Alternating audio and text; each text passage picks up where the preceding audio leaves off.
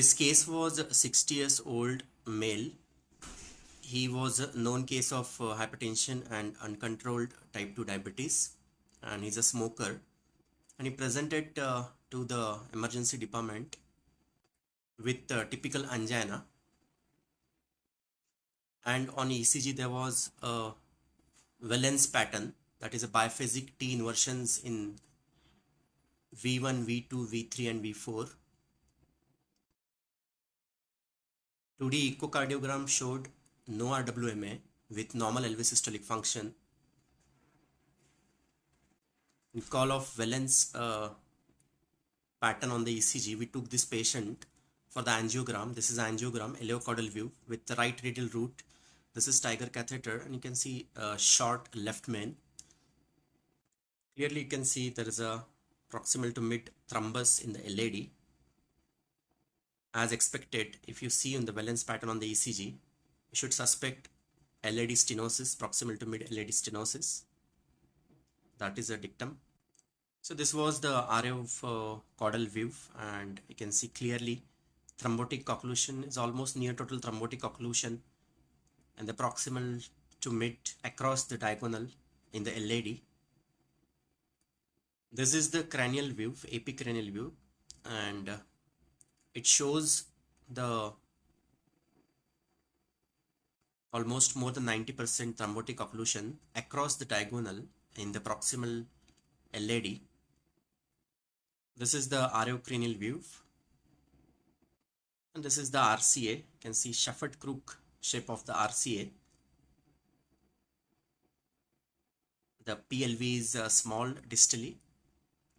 This is the cranial view. So with clearance, we took up this patient with XB3 catheter because the LMCA was near short. So I took XB3. Generally for a male patient, we take XB 3.5. So I took XB3 in this case with the same right radial root. This is a BMW PTCA wire, crossed easily. So there were two problems in this case. One is the thrombus is across the diagonal. So anyhow, we wanted to put a stent right from the proximal to mid LAD across the diagonal. So there's a possibility of closing diagonal, or thrombus may go there. And the second thing is, this is a fresh thrombus. So redilatation would cause the probable thrombus migration. So I decided to put one more PTCA wire in the diagonal. If something happened, then we can save the diagonal. If you see the size of this LAD is in proximal 3 size almost, and if you go to mid LAD is almost 2.75. So what I did was I took a stent of 3 into 32, and there's a less chance of closing the diagonal in larger stent probable. So we took a 3 into 32 stent, and I deployed it at around 10 atmospheric pressure. 8 was nominal, 16 was RBP, because the mid LAD size was 275 and proximal was 3. So I went up to a 10 atmospheric pressure, and it was acceptable result. So I again inflated the balloon, and I went up to 12. So this is the scene. You can see there is a mild pinching of the diagonal, but T3 flow is there, and